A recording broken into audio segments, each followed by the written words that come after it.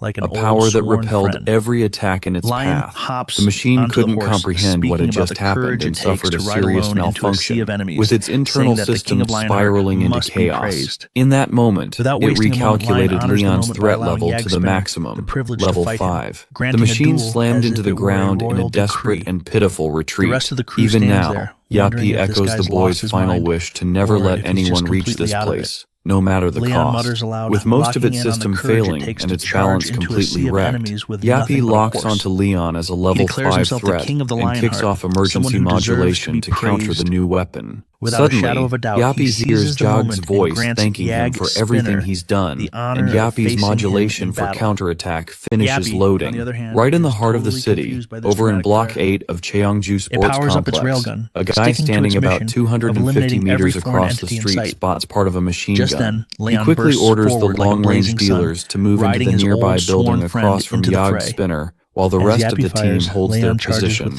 But as he turns the corner, he's hit with the gruesome sight of a full-on bloodbath, flesh and bones shredded everywhere by tangled wires. It drains the color from his face instantly, like he's staring at a ghost. Then, out of nowhere, he feels something clingy brush against him. He spins around to strike, heart pounding, but there's absolutely nothing there. Still, the guy is drenched in sweat, absolutely sure he felt something breathing down his neck. That's when a web of piercing blades slices through him in seconds, tearing him apart and ending his story right there. Yappy seals the win by wiping out 5 foreign entities. But one crybaby somehow stays camouflaged until the second he watches his boss get torn to bits, and that freaks him out enough to bolt.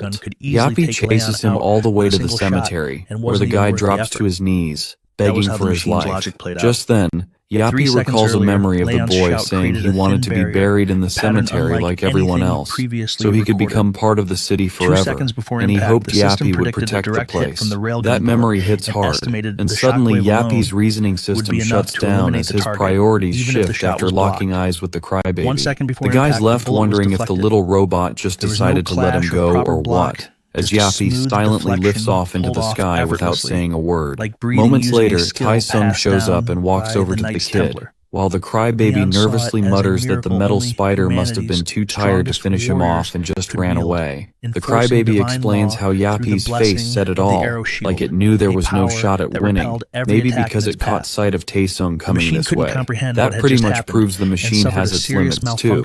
But what really bugs Tai-sung is how the cemetery in this city is way cleaner than everything else around. Meanwhile, Yappy calculates its chance of success at 92% and ends up deciding to retreat, putting the protection of citizens first, even if they're already dead. Tai-sung and the others can't stand the creepy vibe of this place. At the same time, Yappy logs 49 targets still active, with both the level 5 and level 3 threats in good health, while the chance of taking down the level 1 threat is only 35%. So the battle kicks off again. That's when someone notices Yappy quietly tucked away, trying to repair itself, and calls it out, asking if it had fun playing with commoners, and that someone turns out to be none other than Leon himself.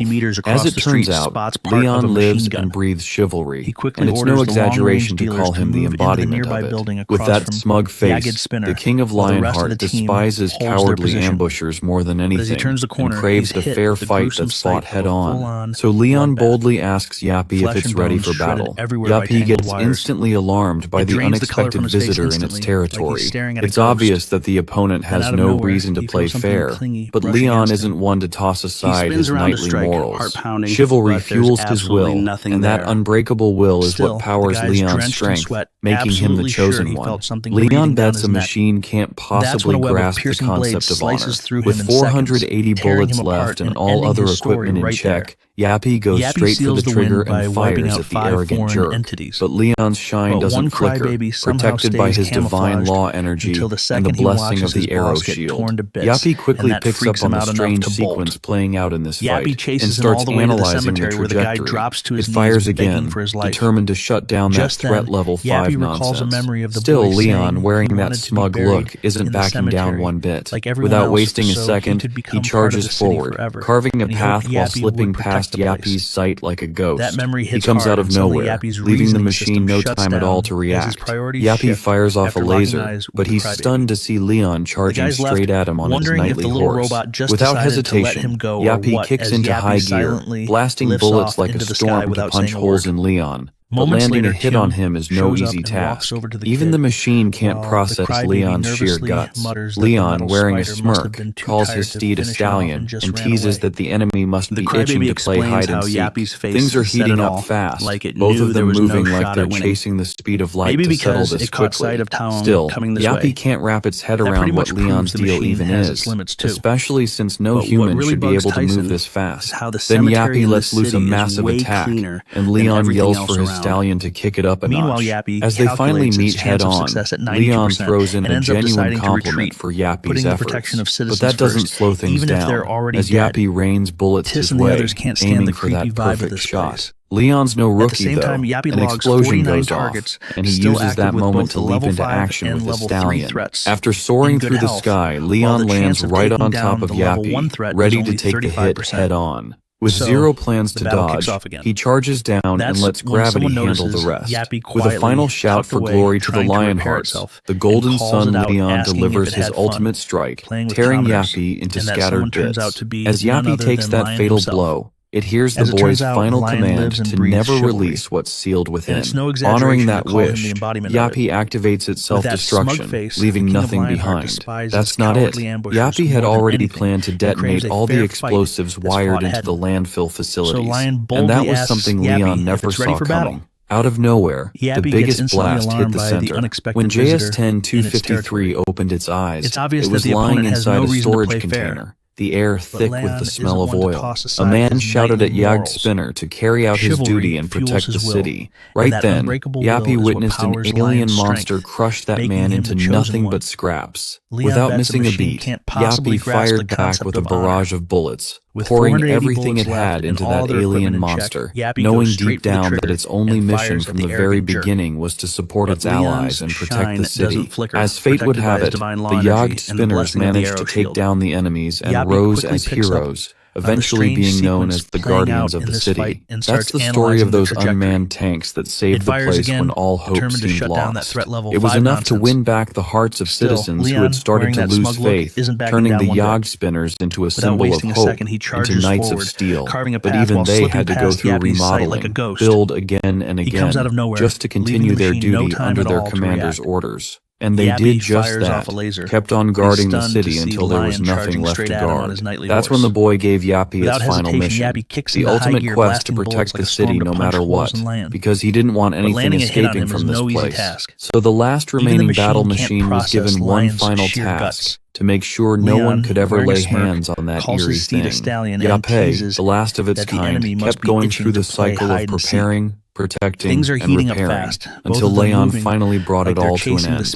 Meanwhile, Leon tracks down the machine and discovers what it had been so desperately guarding all along, which turns out to be the Jewel of Wisdom. Leon knows that this is something that should never have existed in the first place. Suddenly he senses something behind him and turns around to ask Yappy how long it's been standing guard here all alone. For the first time, Leon acknowledges the machine as a true knight of loyalty and devotion, someone to whom all living beings across the continents owe a debt, all thanks to Sir Gothic Spinner's service. Without a shadow of a doubt, Leon declares that Yagd Spinner's quest is now complete, and ends it by destroying the Jewel of Wisdom, hoping it can finally rest in peace. The last words Yappy hears are a quiet thank you from that boy. Later on, Kang-hyuk learns the whole story and how Leon destroyed the Jewel of Wisdom. As it turns out, Kang-hyuk believes that Leon had full right over deciding what to do with the Jewel of the World, since he was the one who dealt with the Yagd Spinner. Leon tells the old man that the jewel was nothing but pure poison, created by the twisted forces of wisdom and pursuit to lure humans. In short, Leon calls it a demon's object. That catches Kang-hyuk off guard and leaves him stunned. To break it down, Leon explains that the jewel grants wishes, but always demands something in return, like feeding a beast to keep it calm. It feeds off human temptation for eternal life, pushing people to lose their humanity and turn into demons. He makes it clear that if anything like that jewel shows up anywhere else, it has to be destroyed at all costs. This news shakes Kang-hyuk, and he's quick to say he wants to inform the U.S. government. It's clearly the responsible thing to do, but Leon warns that anyone who already has their hands on one might have already fallen to the demon's seduction. Afterward, they step into a room where Leon asks Kang-hyuk if that's where he is resting. Kang-hyuk nods and leads the way, guided by the scientist who reveals the remnants of the Yagd Spinner. Leon takes a long look at the Yagd Spinner when Kang-hyuk asks what His Majesty plans to do with it. With a smile, Leon calls the Yagd Spinner an honorable knight who served his time, so he wishes to bury him with respect and pray that he makes it to the gods' banquet hall. Before that, Leon mentions blessing him first, then magically whips out a fancy cup filled with golden liquid, surprising Kang Hyuk. Without a shadow of a doubt, Leon prays that this loyal knight may rest peacefully and pours the liquid over him. That alone causes the machine to move, powered by divine energy. Leon knows there is no actual energy source, but the blessing triggered a miracle. Somehow the Yag spinner creates a tiny version of itself, and Leon tells it that the goddess must have chosen him. Then Leon draws his sword and swings a few airstrikes to call out the goddess. The whole phenomenon knocks the wind out of him, and Kang Hyuk even collapses after catching a glimpse of the goddess's face. Everyone there knows without a doubt that this woman radiating with brilliant light isn't human, but a divine being beyond compare.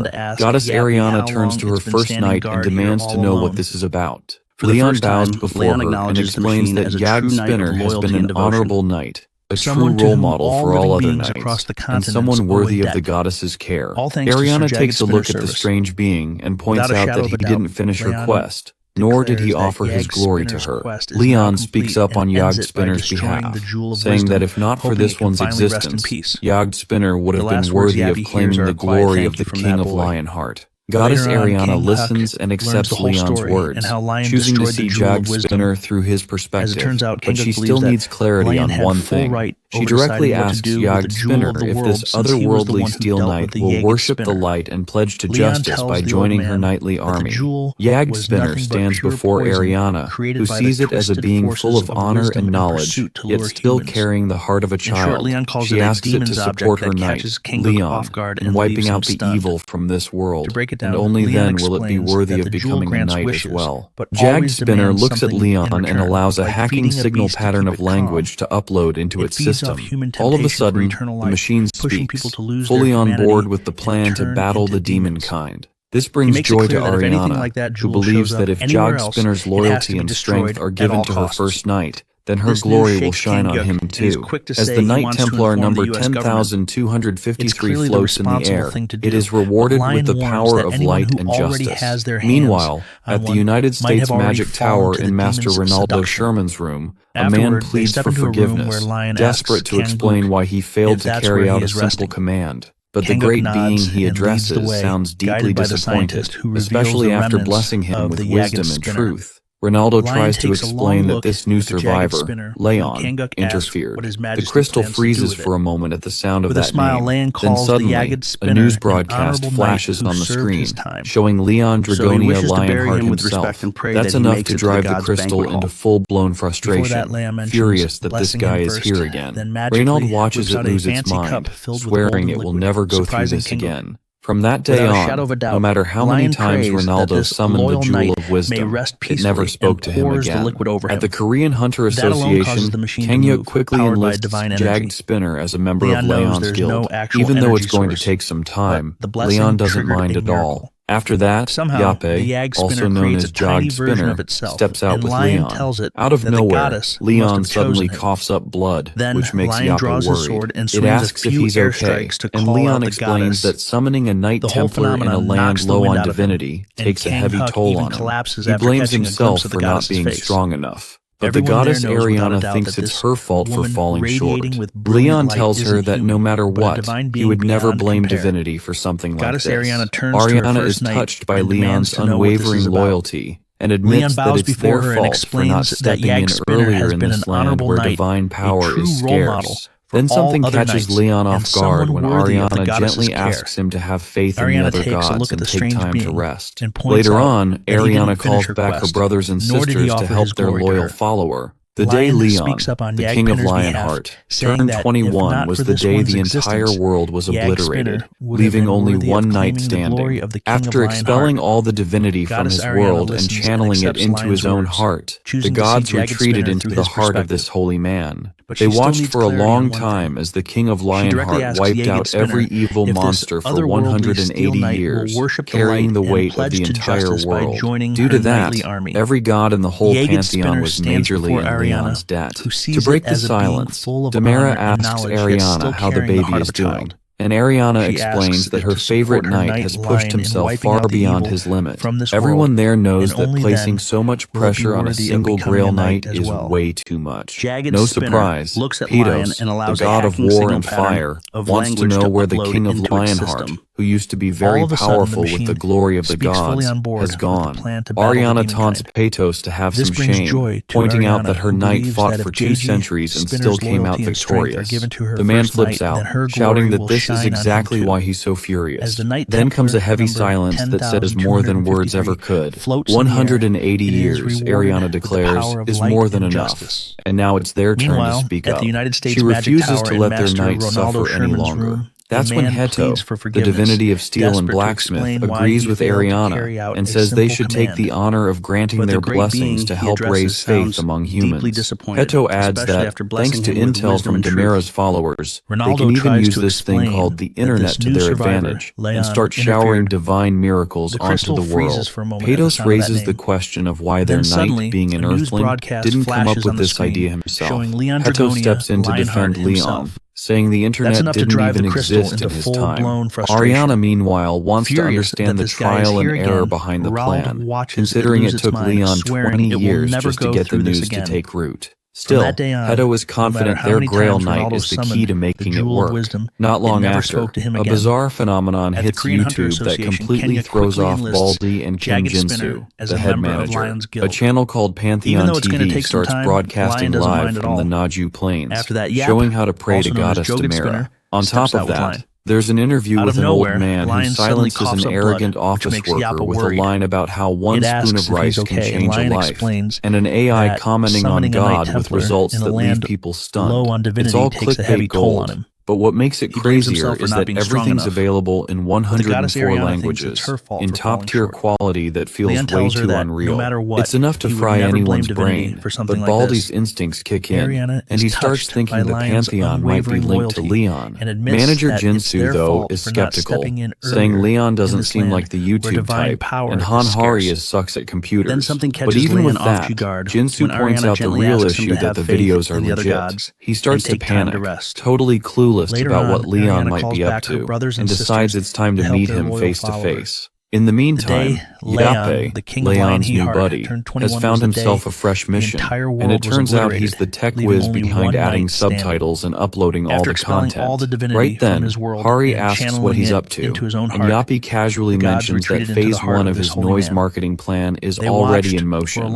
Up next is Phase 2, which involves some good old-fashioned network hacking currently underway. Meanwhile, Hari assumes this little machine is probably just playing games or messing around. But truth be told, she's pretty terrible when it comes to dealing with computers. At the Pantheon Guild's temporary branch in Naju Plains, Jinsu bursts in, panicked, insisting that the videos must be deleted. Hanhari, caught off guard, offers him some barley tea to help him chill out. But Jinsu quickly snaps back to the real issue.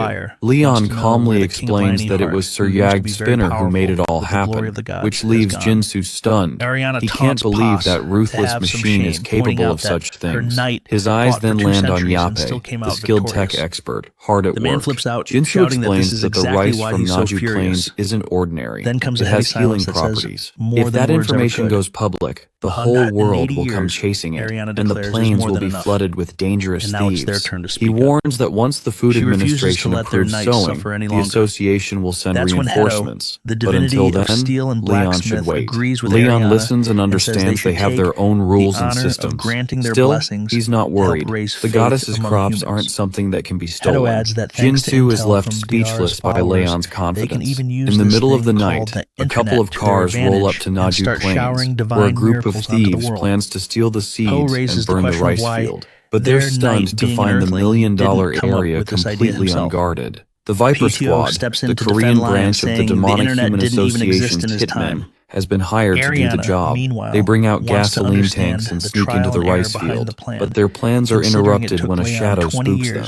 It turns out to be just a scarecrow, though one of the men is sure it moved, blaming it on the wind. Suddenly they spot more scarecrows, which freaks them out. Hyun can't believe this guy joined a demonic association when he's scared of scarecrows. Hyung directs them to find the largest area to burn and steal the seeds from storage. After unloading the gasoline tanks, they plan to pocket some seeds for themselves. That's when Hyung notices Man-soo, Do-sun, and Jin-tae are missing, and the scarecrows are too close for comfort when they should be far away. Suddenly, Hyung notices a scarecrow behind him, grinning stupidly. It's enough to freak him out, so he slashes it in half, shouting that these monsters are moving. All the scarecrows, with their cartoonish expressions, start creeping toward them, and the Viper Squad is left confused, wondering where these things came from since there wasn't a dungeon break. No one knows what these creatures are, and they ended up leaving their subordinates behind in a panic. Hyung had a feeling something was off about this mission, but they're still determined to show what they're capable of. Just then, one of Hyung's lackeys points out the silo ahead, and they cheer, eager to load up as much rice as they can. If the story is true, this could make them go from rags to riches. As soon as Hyung steps toward the silo, he gets blown back, scaring everyone else. They're all clueless about who set up the mines in front of the storage. Suddenly, Yappy appears out of nowhere after detecting a foreign presence in the area. The thieves quickly realize it's Yag Spinner from Cheongju Gate. Yappy, now on high alert, takes charge of removing the intruders. By morning, all the thieves are tied up and dumped in a corner, stacked beside the doctrines of life and fertility. The documents detail the first harvest, which must be offered to the goddess, along with songs of praise. The rules include no skipping meals, even when busy, and setting up scarecrows with hats and clothes. At the bottom of the rules, a note states the most important rule: thieves will die. The Viper Squad has been successfully arrested. After the Viper Squad got arrested, the value of Pantheon and Blessed Rice shot up like crazy. Yappy, the incarnation of algorithm, really pulled a big one there. After that, Leon Dragonia went all out promoting Pantheon to boost rice circulation. There was a small hiccup where Leon insulted some reporters for not showing enough respect, but instead of backfiring, it made the entire internet catch fire with talk about Pantheon. Later on, Leon finally takes a breather and starts thinking about how the gods are fitting into modern society way better than he is. Out of nowhere, Hari comes rushing up to him with some wild news. A single pack of rice just got sold for 230 million won. That totally throws Leon off. He thinks it should actually be more affordable and starts worrying about how regular folks are supposed to afford something like that, even if the market decides the price. So he makes it clear that divine blessings should be shared equally. He even remembers reaching out to the president about spreading the god's favor to farmers, but the guy insisted on staying neutral when it comes to religion. Still, Leon managed to gather enough faith to power up the Lionheart anyway. Hanhari still worries whether the Yellow Gate will be okay, even though she managed to win the bid for it just like His Majesty wanted. But the idea of raiding that gate with the party he chose feels almost impossible. With a calm smile, Leon just says he's curious to see what happens next. Later on, Gu Dai-sung runs into team manager Kim Do-han, and it turns out the president of the Hunter Association sent a message to all the struggling hunters, calling them to gather here. Dae-sung starts wondering what's going on after seeing a bunch of D and C rankers show up. Then, Han-hari arrives on the scene, the A-ranked mage swordsman who set the highest record since last year's draft. Right after her, Leon Dragonia appears, and Dae-sung is completely stunned to see him again. He always knew Leon was something else, like someone from another world, but he still has no idea what's about to go down. Then, after welcoming everyone, Leon steps up and addresses the whole group. He gets straight to the point, saying the reason he invited them all is because he's on the hunt for soldiers to join his guild, Pantheon. Anyone who proves themselves and makes it through the training will be accepted into his military. Dae-sung is caught off guard, realizing Leon is actually building a military force, not just gathering regular guild members. Leon then moves things along and announces the entrance test, which is to clear the Yellow Gate at Samjeon Station. That immediately sets off alarm bells among the hunters, since most see it as a straight-up suicide mission. But honestly, that kind of reaction is expected. The color of a gate shows its rank and difficulty.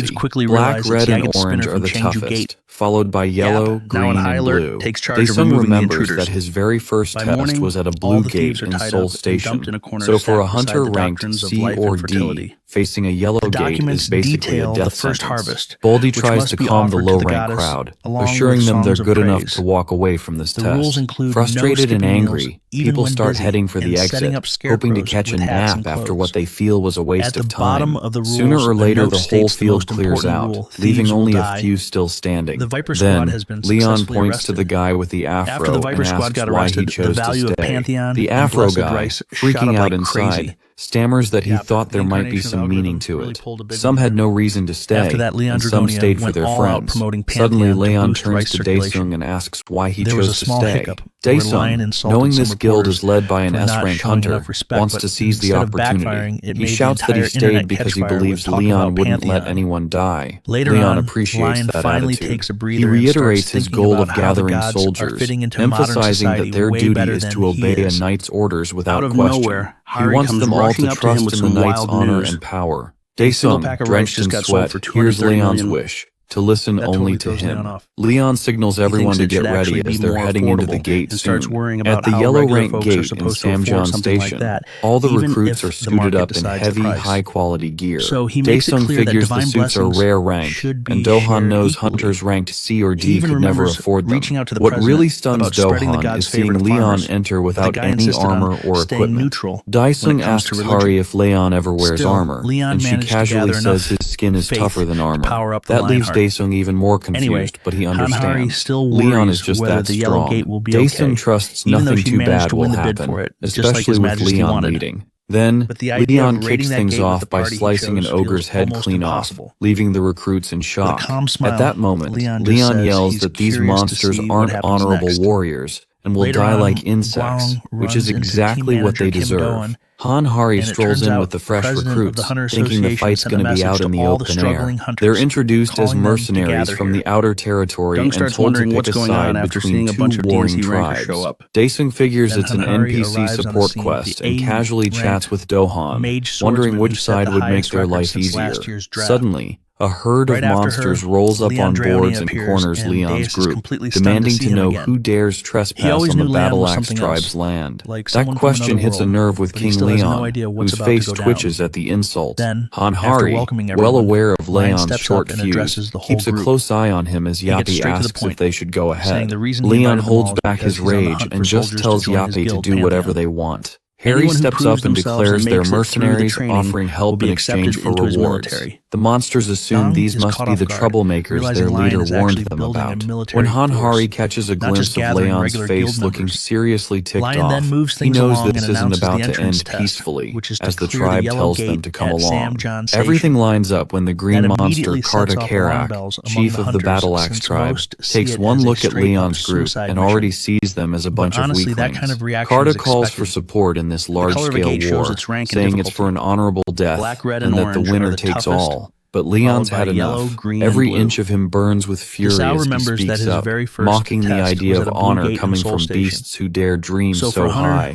That sets Karta off, but before he can react, Leon beheads him in a flash. Roaring with rage, Leon calls the orcs bugs that deserve to be crushed, showing just how much he hates them. Standing over the orc chief's corpse, Leon loses it, calling his actions justice as the orc slayer and a living legend. The rest of the Battle Axe tribe, seeing their chief fall, charge in screaming for revenge. Daesung and the others go on full alert. Leon, still fuming, orders his soldiers to raise their shields, form a circle, and hold their ground. They obey, and while Daesung panics over how D-rank hunters are supposed to deal with actual orcs, he surprises himself by blocking an attack, leaving him completely stunned.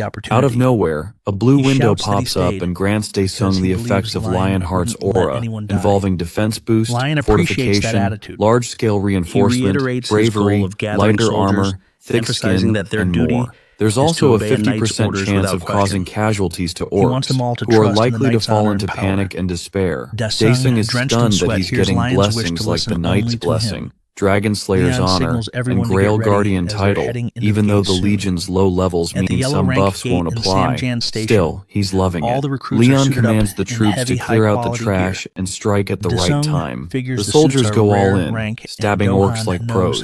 Then, Leon sees a group of orcs praying to the warrior gods, which sends him over the edge. Furious, he yells to have their heads chopped off for insulting their gods.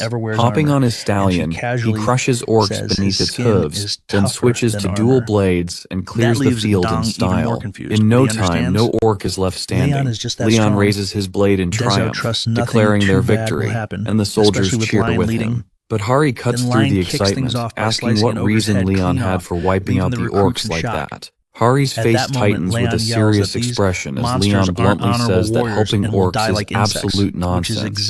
He claims he'd rather die than lend a hand to those green beasts, saying they don't deserve a shred of respect. Gritting his teeth, Leon makes it clear he sees their existence as less worthy, unable to compare their savage nature to the bravery of true knights. The look in his eyes tells Hari everything that Leon is clearly a full-blown racist.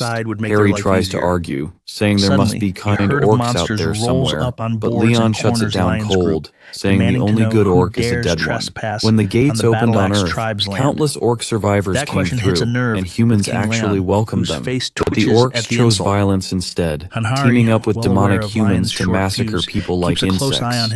From then on, orcs became Earth's problem. Later, Yappy arrives and says that if he plays his part right, a full wipeout might be possible. Leon and Hari, wearing strange head covers to hide their hair color, leave everything to Yogged Spinner.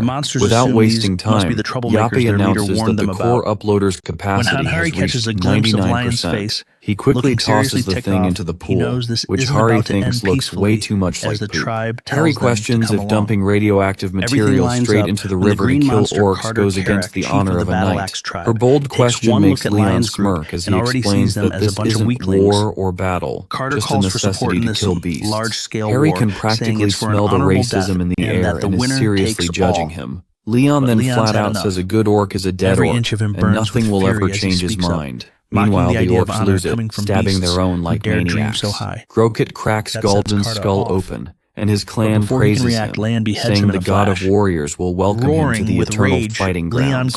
They even raise their drinks in celebration, mumbling about Groktar sipping his victory. Afterward, a giant orc drinks from the river but instantly feels something's off. The water tastes prickly and itchy. He blames the blood in the river, unaware of the truth. In a flash, the orc drops to the ground, clutching his chest and screaming for a witch doctor. He's not alone. Every orc around him is collapsing. None of them has seen a curse or poison like this before. Out of nowhere, Leon shows up, claiming his twisted sense of honor, and launches the orc into the air, wiping out every last one of them. Just as the next order is issued to kill them all, a huge number of soldiers ambush the area, wiping out the remaining orcs. In the nick of time, the Battle Axe tribe is completely erased from the Great Plains, turning the entire orc race into enemies of every soldier. The new command is clear: slaughter all orcs in the hidden quest field. Leon is thrilled to finally land a better quest. Just as he's about to rally his soldiers with a speech about justice and honor, an orc suddenly speaks up, blaming Leon for poisoning the river. The orc snaps, calling Leon a coward who dares to label himself a warrior. Leon is stunned, jaw hanging, unable to believe a beast would talk about honor. Just looking at it disgusts him enough to make him want to gouge out his eyes, but instead, he offers the orc the chance to end himself. That's all it takes for the orc to explode in rage, releasing a muddy aura and shouting that Groktar will never forgive Leon. Leon notices the orc is carrying chains, which sparks his interest. He goes to strike, but it's too late. The orc lifts Groktar's body, offering it in sacrifice, and with glowing strings wrapping around him, gains Groktar's right eye and right arm. A hidden quest unlocks right then and there. Without a doubt, Leon and his party now have a new objective to eliminate Gokrok, the enchantment god orc. Now, Leon faces a strange anomaly as Groktar's eye seems determined to end his life, unleashing a laser-like strike that engulfs everything in smoke. The eye speaks, mentioning a being similar to Groktar protecting Leon, and asks the name of his god.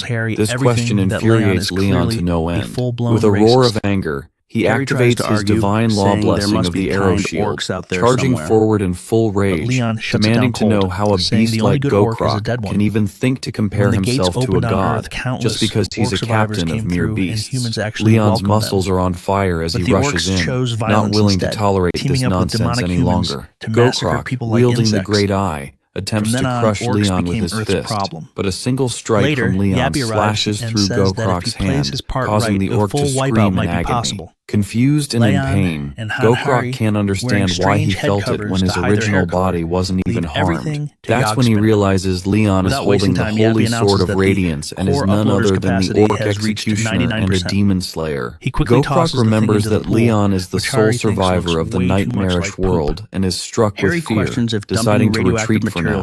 He curses Leon and vows to make the orc pay for this reckless move as he leaves his summoner to fight alone. Leon watches as Gokrak retreats, knowing that's the best he can expect from a god dealing with trash like them. The orc is practically crying in Leon's presence, but he hasn't given up on avenging his comrades. However, Leon's had enough of this nonsense and quickly beheads the orc, stating that beasts like them aren't meant to stay alive. After clearing out all the hidden quests, the Orc Hunter and War Knight's Men-at-Arms titles are granted to all participants. The Orc Hunter title boosts damage by 30%, while fighting alongside a War Knight gives 20% more physical attack resistance, a bonus typically reserved for tankers.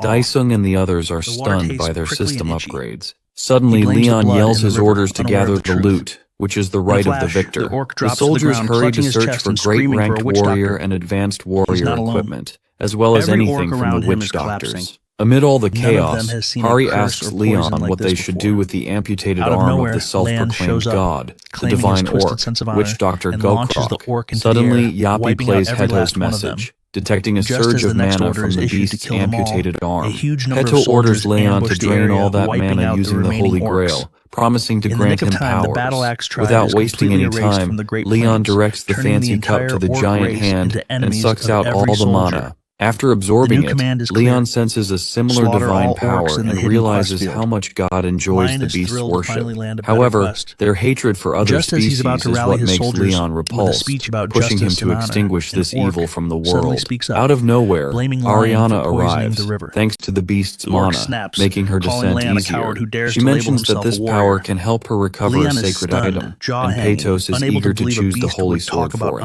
Ariana leaves the decision up to Leon. Of the four options, Leon firmly decides to power up the Holy Grail instead, since the Holy Sword's power would be too much. His wish is granted, and the Holy Grail powers up.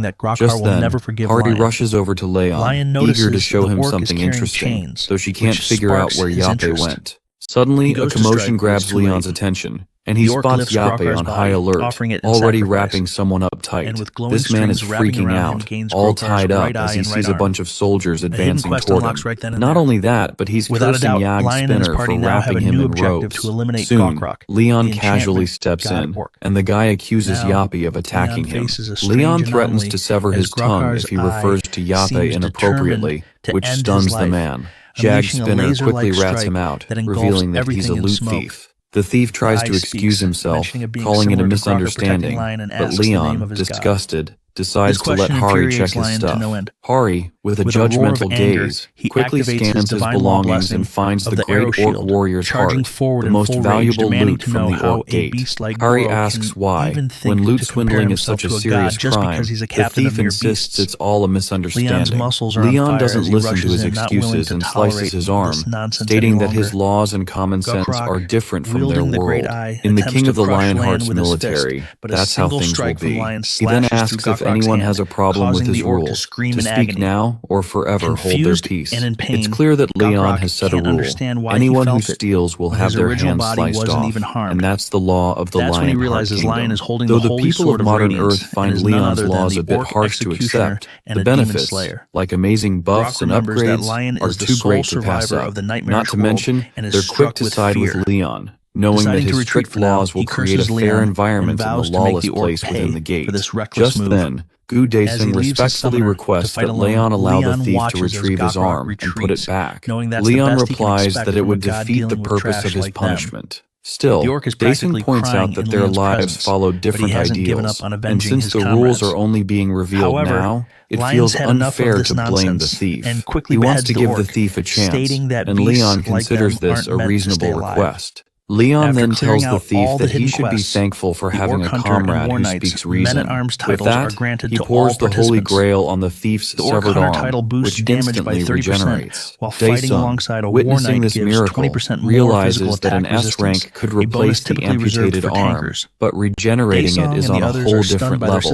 Such combat power and healing ability are far beyond an S rank. Daesung wonders if a single person is capable of this much. Leon, the man of radiance, feels disgusted by the thief and tells him to get out of his sight. For now, he's willing to let it slide out of respect for their world's laws, but he makes it clear that the thief has lost his right here. Tears well up in the thief's eyes as he thanks Leon for another chance. Leon then asks anyone who wants to stay to join his military, and those who don't can take their share of the loot and leave.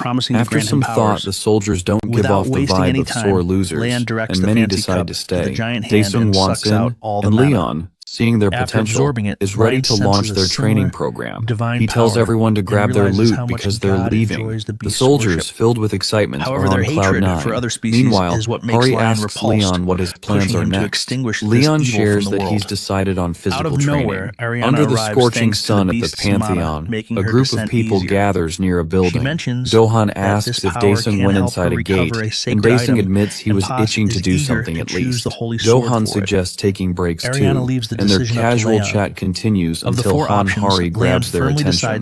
She announces the arrival of Leon Dragonia and Sir Gothic Spinner. As Leon arrives, he congratulates those who passed the simple test. He points out there's a bit of a gap in their performance, but assures them it can all be improved with effort. Daesung is surprised to hear Leon call the orc test a simple one. Leon then explains that they faced all kinds of problems, and their bodies will be key moving forward. So, he announces the start of strict physical training based on the training manual from his kingdom's standing army. The group starts to wonder if this means they're in for the classic middle-aged muscle boot camp, or something even tougher. Without further ado, Leon explains that training the body is all about training the muscles. Once the muscles are trained, the body can be pushed to its limits and even beyond. He openly shares that the Standing Army's training manual was created by none other than Sir Gothic, the Grail Knight, and Giant Slayer. Leon adds that Sir Gothic once said humans can level up their strength by getting beaten up more, which is enough to make the new soldiers completely lose it. Leon shouts that a kingdom's soldiers must be trained harder than a farmer, and those wise words have proven to be the key to the most effective training. Shredding and beating the body not only helps it heal faster, but also sharpens dynamic visual acuity to avoid more hits. Just the idea of it makes the new soldiers' hearts leap into their throats. And right then, Leon gives the order for the soldiers to start beating each other up. So, this madman Leon tells his troops to beat each other into the ground until their muscles are completely torn and their fists are nothing but shattered bones. He even insists they break bones too. Daesung yells that this kind of madness will destroy their bodies for good. That's when Leon Dragonia pulls out the fancy Holy Grail and drops the bombshell that he is the guardian of the Holy Grail itself. Out of nowhere, Dohan tells Daesung that his injuries are already healed, and Leon explains that every warrior and soldier will be healed by the Holy Grail. The holy water will literally regrow muscles and bones. Without a second thought, Leon sets a timer for 5 hours and orders everyone to break anything and everything in their path. There are no teams, no allies, just fists and kicks flying from every direction. It's a total free-for-all. And if even one person comes out without a scratch after 5 hours, Leon swears he'll be the one to beat them down himself. With that said, he puts Yappi in charge and casually walks out. The soldiers are absolutely stunned when they realize their physical training manual is basically just one giant beatdown against a crowd of people. A few nervous laughs slip out, trying to hide the panic bubbling inside everyone. Then, out of nowhere, Sir Gothic Spinner fires a laser shot to scare the life out of them and get things moving. It's a loud, clear message to start fighting and let the chaos begin. On top of that, he warns that the armed forces will step in if they don't follow Leon's orders. Without wasting a second, the soldiers dive into the madness, throwing bone-crushing kicks and gut-wrenching punches left and right. Even when they're injured, they're desperate to smash each other's faces in just to survive the training. In the middle of the chaos, Daesung is in complete shock and thinks everyone's lost their minds, only to get punched in the face by someone out of nowhere. At that moment, it becomes clear what life looks like for Leon's future knights. At 9 in the morning, they go through Gratis's standing army training called the Steel Skin Project. Then, at 12 noon, it's lunchtime, which consists of nothing but water, salt, and sugar, all served by Leon, Hari, and Yape. The soldiers are horrified to hear it, but the manual says it's just enough to keep them alive through the brutal training. Once they're close to becoming real soldiers, that's when they'll finally get proper food. At 1 in the afternoon, it's time for tactical training, where a team of 5 has to stop Leon charging at them on his stallion. By 9 at night, all that's left is sleep to recover their energy. Daesung can't help but feel like this whole thing is straight out of hell. Luckily, Hari's warm and steady care helps keep things under control. Still, the hunters have no clue that all of this has been part of Leon's plan, even as they sit there eating. Later, Daesung's training picks back up in the field, and he's fired up with a fresh wave of motivation. As he starts to tire out, he realizes he's lugging around a heavy shield and sword that make it hard to swing properly.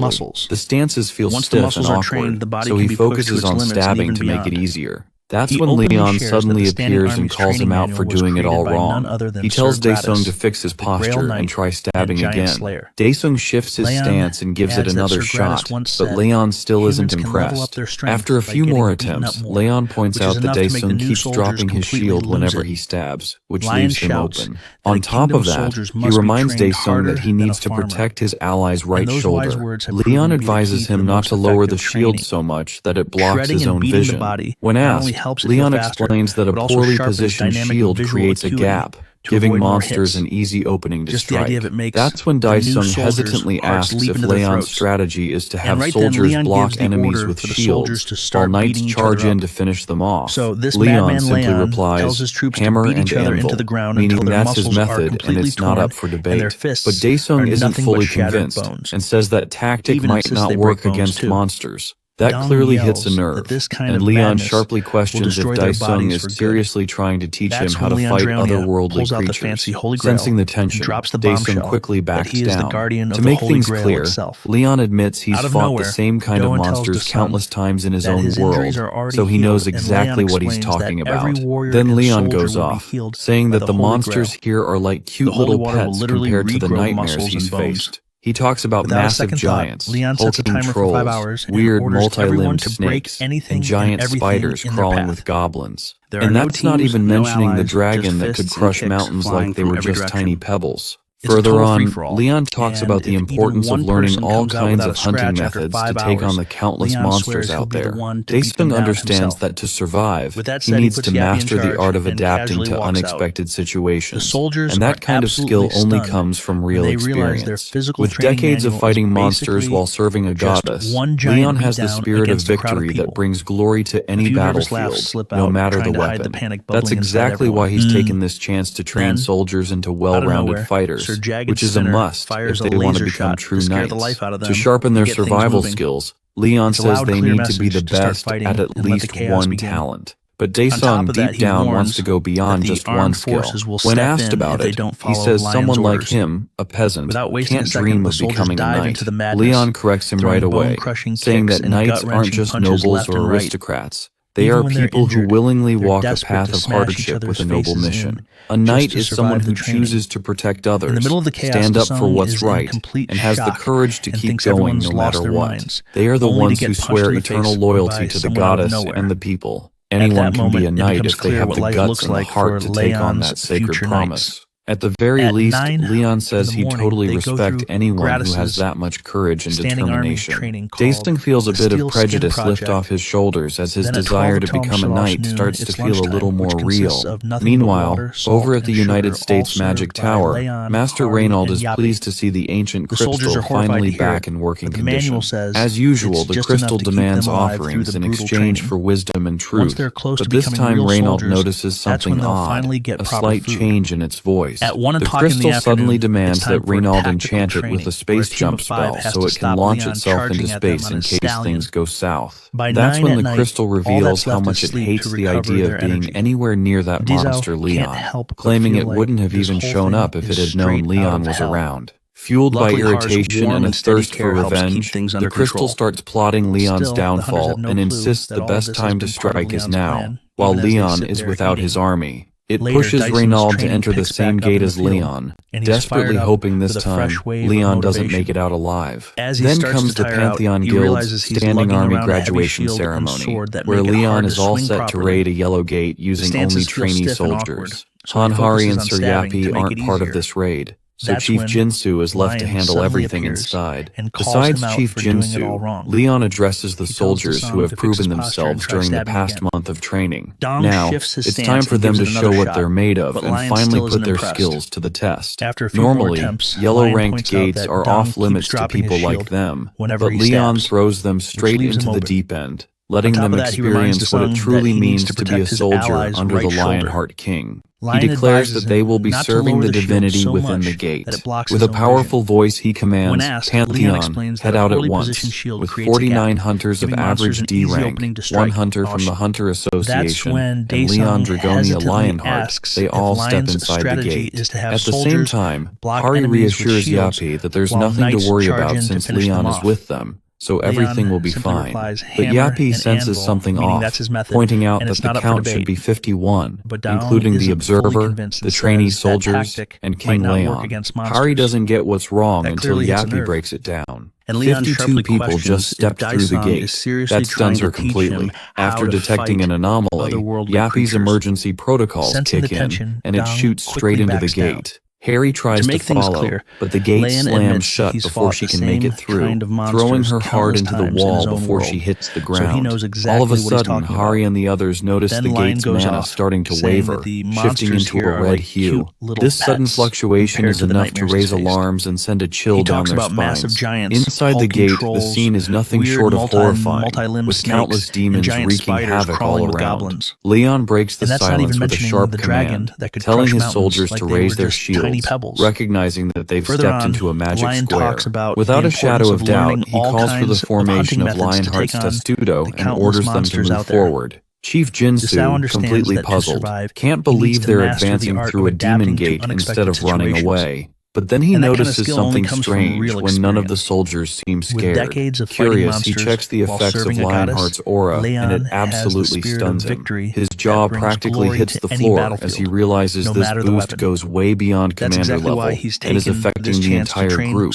Right then, a pack of demons charges straight at the Testudo formation. Leon's command to raise shields echoes out, and the soldiers block the incoming horde like total pros.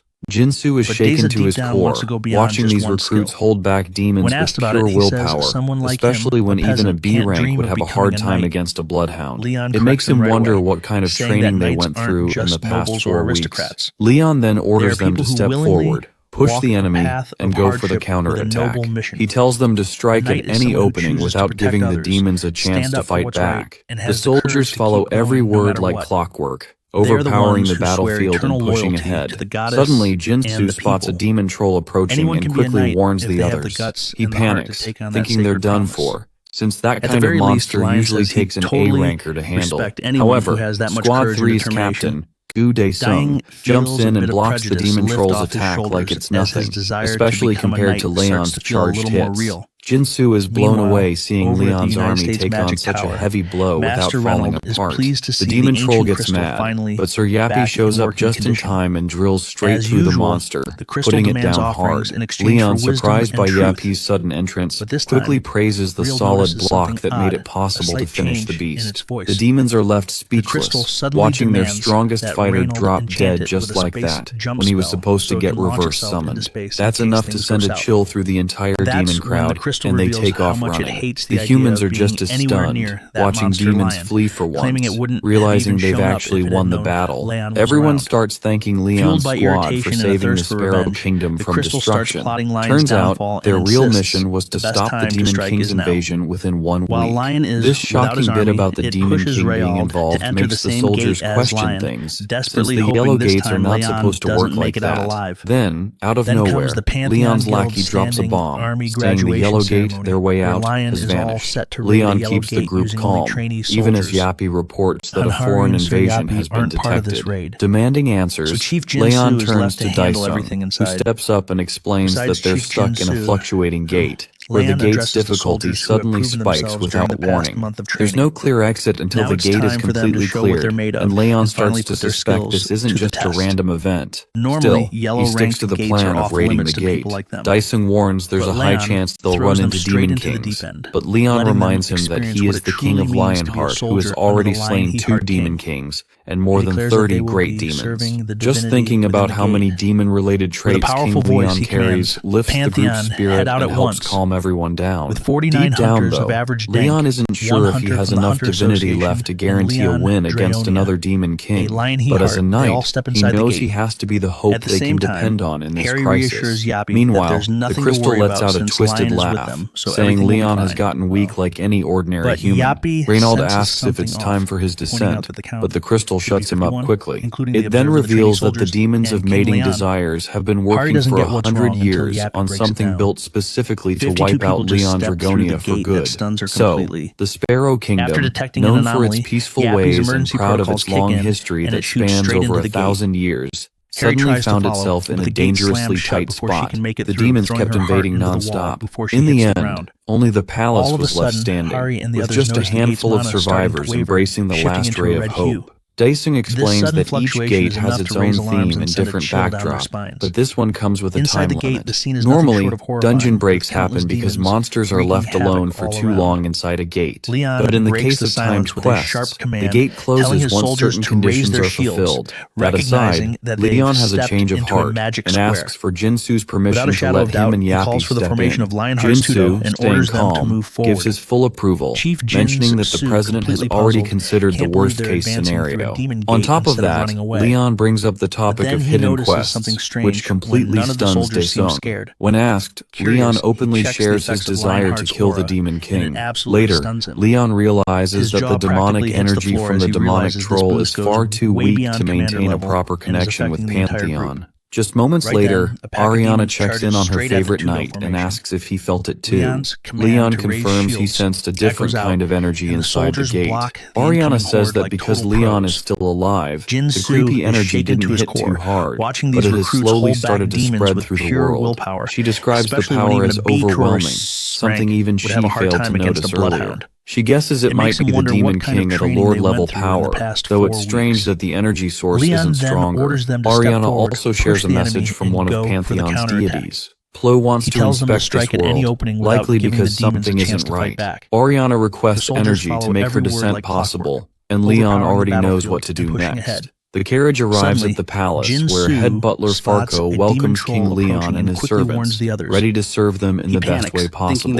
He then shows them inside, where Leon admires the king's great sense of art. Farco mentions that the Sparrow Palace tells the story of their long history as a kingdom, from the first queen, Fiora, to today's queen, Beatrice. Dohan realizes it's a matriarchal society, with only the queen serving the kingdom. Leon immediately turns around and gives Daesung and Dohan a sharp look, reminding them that peasants should never gossip about royals like that. He quickly apologizes to Farco for their behavior, explaining that the urgency made him pick mannerless buffoons. Farco is calm about it and leads them to the presence chamber, where the queen eagerly awaits. As they enter, Leon's face shows he's all business as he continues forward. All eyes are on him, and Chancellor Duke Archeum addresses him. asking if he contributed to their battle against the demons. He's quick to announce Leon as the knight due to his accomplishments in the last battle. However, Leon interrupts the Duke and heads toward the Queen to speak with her directly. Suddenly, an old man steps in and stops Leon in his tracks, saying that no matter how great his achievements are, they still wouldn't make him worthy of approaching the Queen as an outsider. Daesung, Jinsu, and Dohan notice the Chancellor yelling at Leon, and they start wondering if Leon is about to lose his cool. Meanwhile, Leon is clearly struggling to hold it in, so he turns to the Queen and boldly declares himself the king of the Lionheart Kingdom, Leon Dragonia. The Chancellor takes note of what he sees as rude behavior and immediately calls for his capture, but Leon doesn't waste a second. He grabs the Duke by the neck and twists it in pure disgust. Such a neck twist is enough to bring Duke Archeum to his knees. The old man in armor is ticked off and demands a proper explanation. Daesung can tell Leon is getting real close to losing his cool, while the Queen's guards draw their swords on him. Leon glares at the Duke and asks how long he plans to keep pretending, thinking he can fool the eyes of the King of Lionheart. Then, in a blink, Leon smells the foul stench of a demon coming from the Duke. Suddenly, the Duke flashes a creepy smile and starts shedding his skin, revealing his true form. He's not alone either. Several others begin tearing out of their human disguises too. The entire court is horrified, but Leon snaps, yelling at the panicking crowd to get a grip. Without wasting a second, he orders his squad to assemble and fight. Then, with just the tips of his fingers, he stops a blade mid-air and slices the demon down in one swift move. The old man is left in shock, unable to believe those monsters were hiding right under their noses all along. Meanwhile, the demons start creeping everyone out, so the old man jumps into action and slashes them in half, shouting that the demons have infiltrated the castle walls. He orders everyone not to let a single one escape alive. After a few minutes of chaos, the whole area is cleared out, and Leon turns his focus back to the Queen. But the old man steps in again, blocking Leon and reminding him that his loyalty lies only with the Queen. Leon's not having it, though. He brushes past the old man, knocking his blade aside like it's nothing. As a king himself, just like their queen, Leon declares that he has the right to make judgments and decisions, telling the old man to remember his place. The old bones finally come clean, admitting that the queen isn't in the right state of mind to make sound decisions. After the Chancellor's fall, he claims the authority, and Leon agrees to it without fuss. Then Leon brings up how the evil energy has deeply corrupted the castle, and how the cleansing needs to happen faster than expected. When questioned, Leon simply says a king never lies and demands command over the soldiers, along with the authority to eliminate the evil, now that the Queen is powerless. Later, at the central square of the Sparrow Kingdom, Leon gathers the shaken survivors and casually drops the bomb that he's now fully in charge. After introducing himself as Leon Dragonia Lionheart, he tells everyone that many among them have already been possessed by demons. He's certain that the demons have been planning a revolution and secretly infiltrated the castle to make it happen. Leon's got this built-in radar that can sniff out possessed freaks, and he's more than ready to show everyone just how it works. He yanks two people from the crowd and throws down a bold challenge. Anyone claiming they're not evil, not corrupted, or not some sneaky little heathen has to step into the flames to prove their innocence. To prove he means business, Leon tosses the two in himself, sending shockwaves through the crowd. The soldier boy burns to a crisp, but the girl stands tall in the fire like it's nothing. Leon calmly explains that the sacred flames only burn those who are truly evil. He thanks Pados, the god of war and fire, and urges the crowd to chant his name in glory as they walk through the flames to prove their purity. When the crowd starts showing hesitation and doubt, Leon snaps, yelling at them to get into the flames already.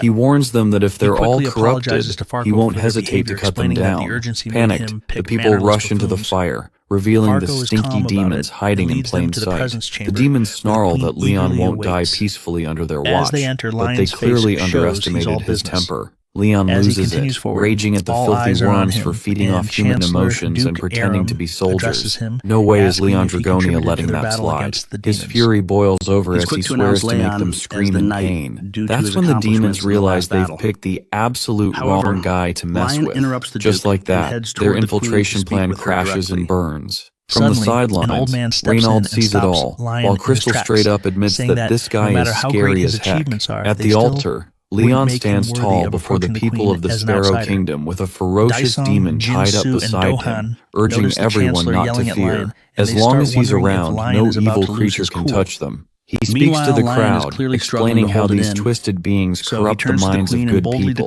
Just then, the boar-faced demon lets out a creepy laugh and barks that nothing can save them from destruction and corruption.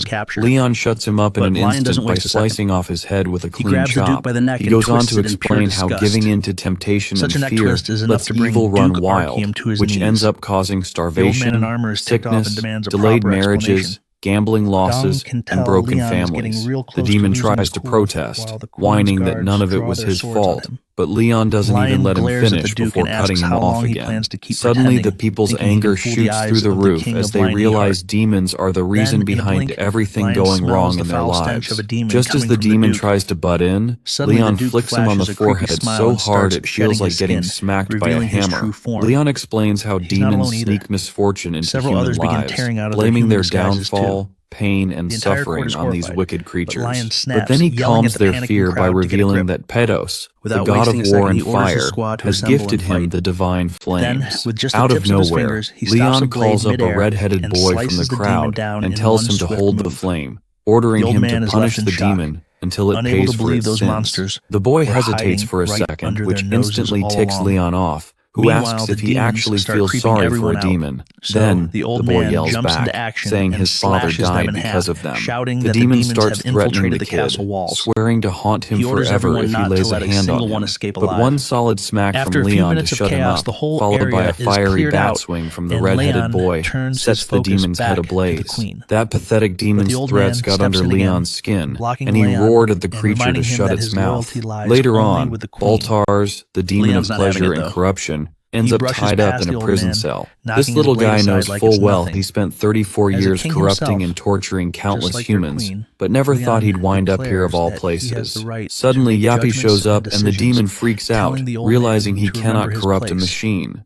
Yappy demands answers, but Balters just cracks up laughing and mocks him. With no time to waste, Yappy decides that Captive 14 is being uncooperative, and right on cue, the soldiers march in. Balters may not be scared of dying, but when the soldiers pull out the holy water of 15% strength, the demon starts shaking like a leaf. After watching Balters react to it, Yappy figures this holy water might be the key. Without holding back, Yappy splashes a generous amount right on Balters' face, burning him so bad it looks like his soul's trying to escape his body. Even as the demon screams, Yappy labels him uncooperative, no matter how much Balters begs for mercy and claims to know nothing.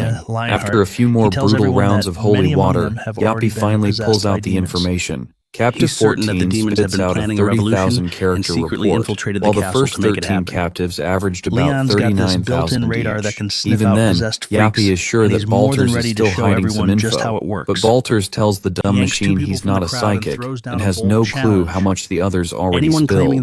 Yappy makes it crystal clear that the only reason the hostage is still breathing is to squeeze some real, solid info out of him. That hits Balters like a ton of bricks, and he quickly changes his tune, asking what Yappy wants to hear. Later on, the intel gathered from 32 different beings shows a shocking similarity of over 89%. Leon gives a shout out to Jag Spinner and says the Song of Justice sounds beautiful. But then his mood flips, and his heart races with rage as he throws a tantrum, saying he can't stand breathing the same air as these evil creatures that dare to live on human land. When asked, Yappy doesn't hold back and says their kind needs to be wiped out without a second thought. Leon is all for it. The demigod and the machine don't feel exhaustion, and so begins their late-night mission. That's where the 4 brutal nights of cleansing kick off. There's a burst of purple smoke and energy in the area, where Reynold Sherman holds the Crystal of Temptation, once known as the Jewel of the World. Alongside him, a couple of prostitutes end up nearby, and the Crystal quickly warns Reynold to hold his horses, since it's easy for a mortal to get corrupted in a place like this. Reynold listens and keeps himself in check, then runs into a 6-armed guy who looks like he's about to unleash pure fear. Reynold gets overwhelmed by the sudden wave of dense energy in the air, and the crystal warns him not to look at the crown. Eventually, Reinald comes face to face with the great demon of pleasure and corruption, Androgen, a creature with no common sense and not a shred of backbone. This goblin, riding high on a sudden wave of success, gets an offer that even the crystal can't turn down. The demonic beast completely loses it over the deal, screaming in frustration and rage. It yells at the crystal, reminding it that their lord and the great demons are already dead. Androgen reminds the crystal that it's nowhere near his level. Androgen says they died out long ago, so the crystal should drop the arrogance. He's certain the crystal's lord fell during the Great Ascension 180 years ago, just like his own. The crystal knows it well, as those were brutal times down there. A trip down memory lane 180 years ago. The five evils teamed up for the first time to take over the world, but that move backfired hard, turning their lives into a nightmare, with 3 of the demon lords dying brutally. Now even the demons who remember are already running in fear of Leon. With his clothes in tatters and temper flaring, Leon charges in like a furious beast ready to settle the score, and that alone is enough to make demons piss their pants. Over 10 million demons were wiped out. The crystal admits he's one of the few survivors from that heaven-like place. Androgen asks if the crystal really knows what went down back then, but the crystal fires back, accusing him of giving in to his instincts and reminding him of the offer that couldn't be rejected. The beast growls for him to spit it out already so he can dig a hole for that jerk. The crystal brings up Androgen's latest order from the most distinguished great demon. Androgen confirms it's almost complete, and adds that even if she's holding on, she's still just a mortal. He claims the end is near, no doubt about it. Later on, the crystal tells Reinald that this is the most effective method in play, with a winning chance of 7-3, with 7 in favor of Androgen and 3 for Leon. Reinald, surprised, asks if that means in a face-off between an S-rank mage and the crystal would actually win, but the crystal has no plans to fight. For now, it decides to head toward the corpse harvesters near the palace forest, known for their overwhelming attack power. Once there, Reinald stumbles upon one that looks more like a brain-dead zombie, which gets taken out in an instant by Sir Jagged Spinner, scaring the crap out of both of them. Yappy reports that more are still lurking nearby. The crystal quickly activates stealth mode to stay hidden from Leon's sight, just as he shows up. The old man can't believe he didn't hear Leon approaching. He figures it must be the Grail Knight's divine law of silence, which even cancels out the sound of horses, and believes Leon used that to wipe out the forest full of demons. Suddenly, Leon admits to sensing an unwanted energy just inches away, while Reinald is freaking out. Right then, Sir Yappy announces that a simple satellite has caught sight of the target, declaring that there are still more out there. Leon brushes it off and rushes out without a second thought. Reinald collapses, trying to catch his breath, shaken by how close it was. Later on, Leon takes a bath, deep in thought about the demons of pleasure and corruption, seeing them as a bunch of perverts with twisted desires. What bothers him even more is how so many of these demons, even the high-ranked and elite ones, have managed to slip into the palace. He's sure the great demon is hiding here somewhere. Out of nowhere, a woman's voice comments on the disgusting smell of blood, catching Leon off guard. This stunning woman gently suggests that he should get some rest. A graceful woman stands before Leon, and her presence is impossible to ignore. She has the kind of beauty that doesn't need effort to draw attention. It's the kind of beauty that speaks louder than words, making others lower their guard without her needing to move a finger. Leon realizes she's not just beautiful, but dangerously enchanting. The sort of person who pulls others in so gently that they don't even notice the fall until it's too late. After that, she introduces herself as Beatrice Alighiera Sparrow, the queen of a small kingdom, to which Leon responds, stating his name and title as the King of Lionheart. In that moment, Leon understands just how dangerous her presence is, not because she means harm, but because even someone like him didn't notice her influence until now. Beatrice then tells him not to be so guarded, explaining she's only here to meet the man who saved her kingdom. Still, Leon knows this isn't the right moment for such a meeting, and something feels off. By the sudden The timing, of dense the energy setting, in the air. nothing about it feels right for a noble lady like Beatrice to visit him.